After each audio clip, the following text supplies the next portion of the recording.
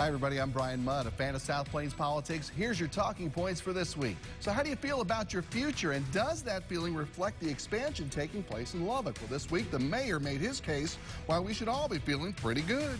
And that expansion extends to Wolford, so much so that school leaders there are taking a big leap forward to pay for some expensive changes. From the studios of KMAC Television in Lubbock, your local election headquarters. This is Talking Points with Bryan Mudd. Thanks for joining us, everybody. Also this week, hearts and minds. The bluster of the impeachment trial may not lead to a lot of changes in the hearts and minds of the partisan Senate. But what about you? Is it changing your mind about the president or the process here? It turns out a lot of you are at least interested, and your kids are interested too. KMAC's West Rappaport explores how the state's students and teachers and all of us are looking at this moment in history.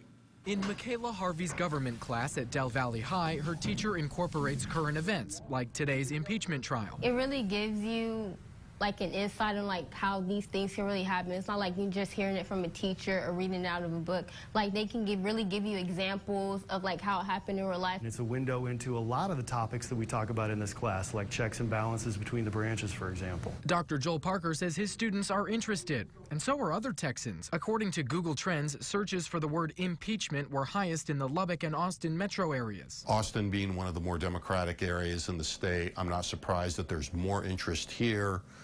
Some of these areas in West Texas and the Panhandle, where you're seeing upticks in interest, probably a measure of the fact that those are deep red Republican areas of the state. It's rooted in the Constitution itself, which is, of course, our founding document. Texas Tech law professor Jorge Ramirez says West Texas might be tuned into the impeachment process because the region is responsible for two big industries, farming and oil, and they might be worried. Possibly losing someone who might support them in those different economic areas. Harvey sees the value in the discussion. Knowing about it really like opens up your mind to really understanding it. In Austin, Wes Rappaport, KMAC News.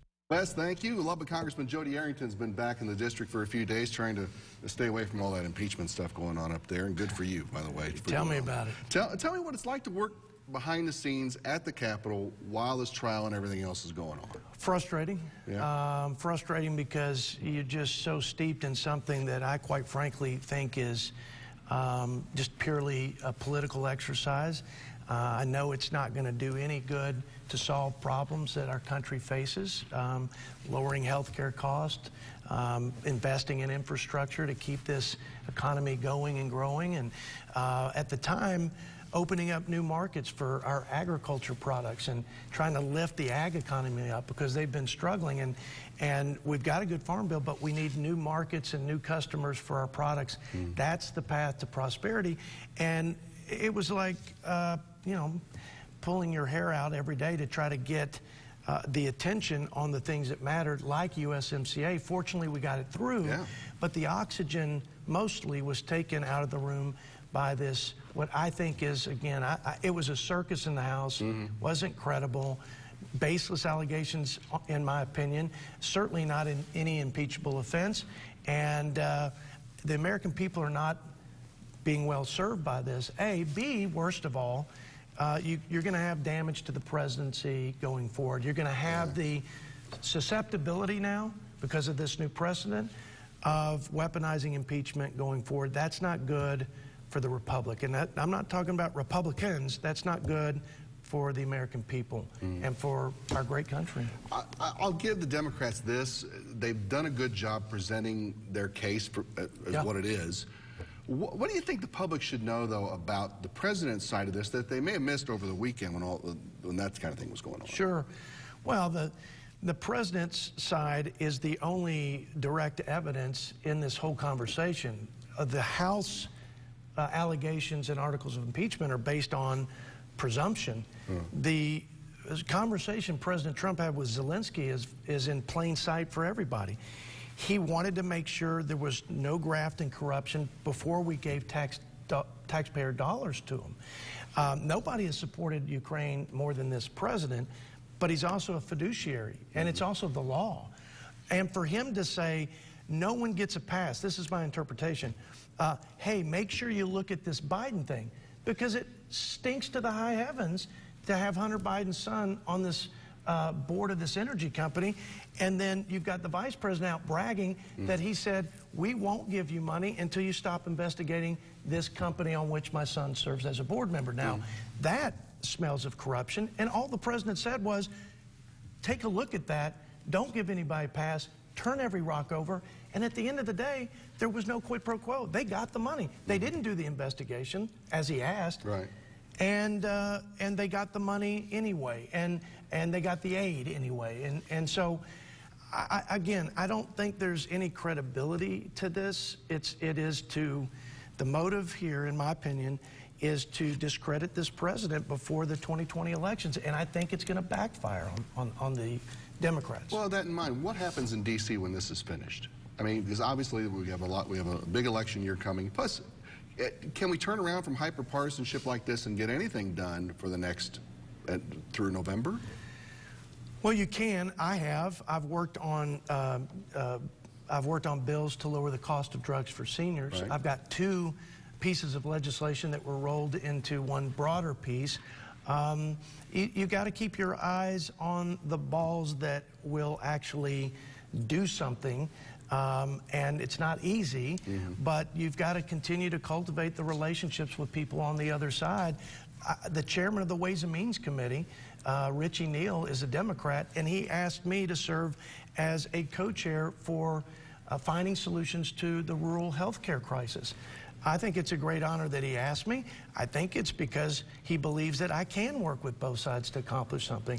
And so there are plenty of Democrats that are equally frustrated, moderate Democrats, with the way Nancy Pelosi has led the House and taken so much time on this impeachment.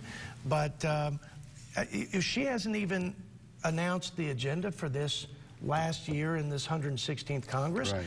I hope it includes the things that I just talked about with respect to lowering the cost of health care.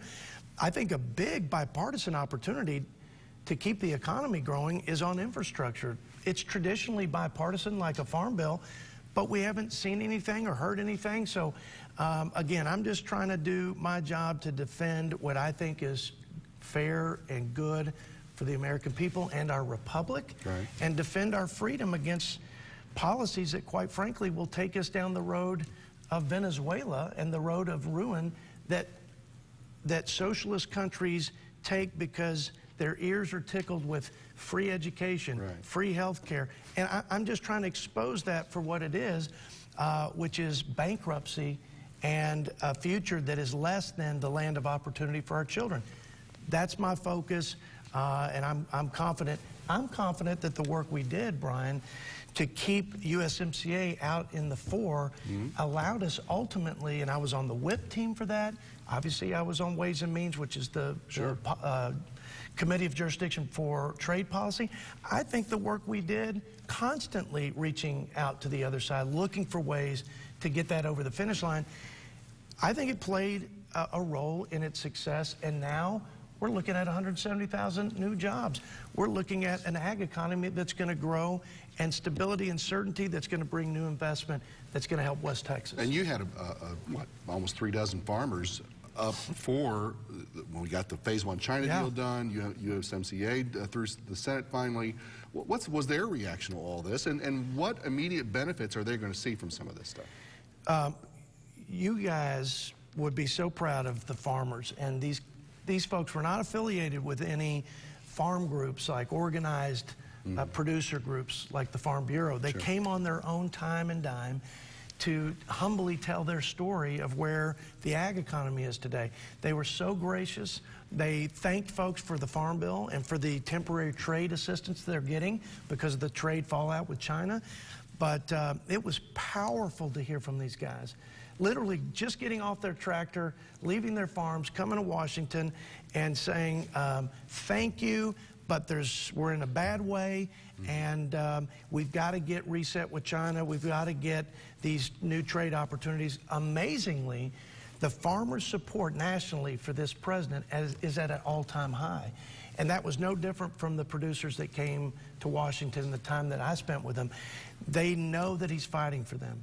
They know it's going to be painful to hit reset with China, but they also are willing to make the sacrifices for the greener pastures for the next generation of farmers. That was their message, and I've never been more proud to be a representative of West Texas and of agriculture than listening to these guys tell their story, to the chairman of Ways and Means, to ambassadors who are on the front lines in negotiating trade deals. It was awesome. It's made an impact, and it's going to make my job all the easier. Hey, keep swinging, will you? Absolutely, man. I love this. I love it because I believe we're making a difference, and I love it because there's so much at stake for our country, and I love it because this is home.